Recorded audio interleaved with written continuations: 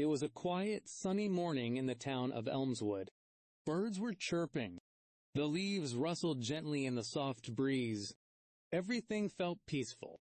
Max, a kind-hearted boy of 8, was walking through the park.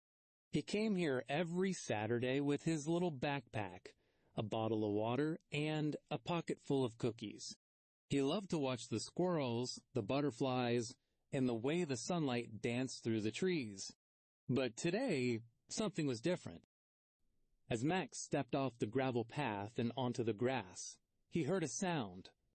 A soft, shaky sound. Yep. He stopped in his tracks. It wasn't a bird. It wasn't a squirrel. It sounded scared. Slowly, Max followed the sound toward an old wooden bench near the pond.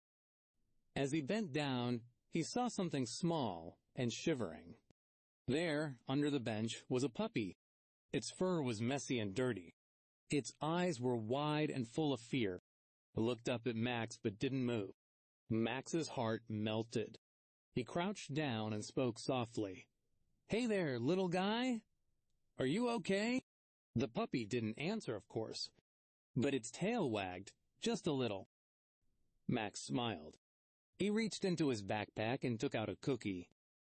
"Here, you must be hungry." The puppy sniffed the cookie, then gently took it from Max's hand. Crunch! Crunch!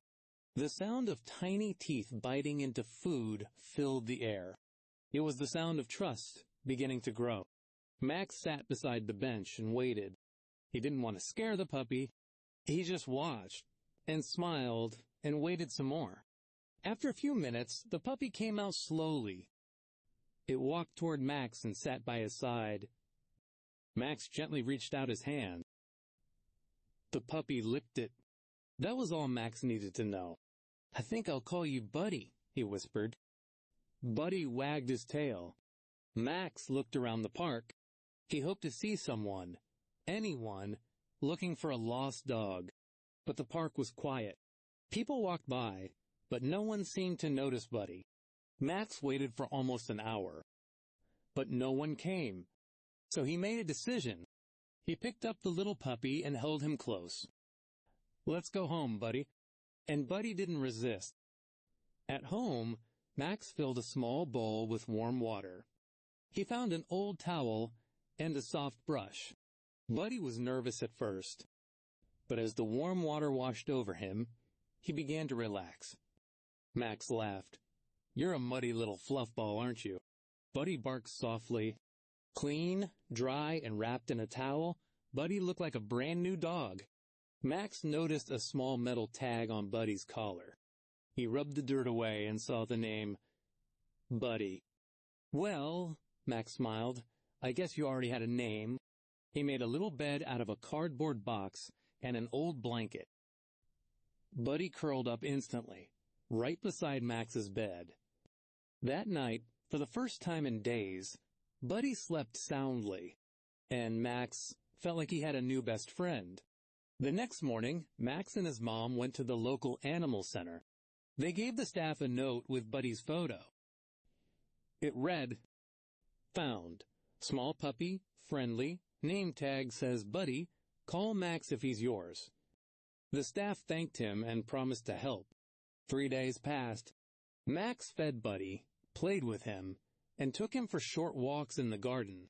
They ran in the backyard, rolled in the grass, and even watched cartoons together. Buddy barked every time a dog appeared on screen. Max giggled every time. They were becoming family. But on the 4th day, the phone rang. It was the animal center.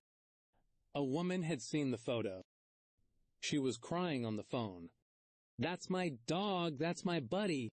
That afternoon, the woman came to Max's house. She had kind eyes and held a small red leash in her hand. When Buddy saw her, he ran straight into her arms. She cried, hugged him tightly, and looked at Max. Thank you for taking care of him." Max nodded, trying to smile, but inside he felt a little sad. The woman knelt down. "I can see you love him." Max nodded again.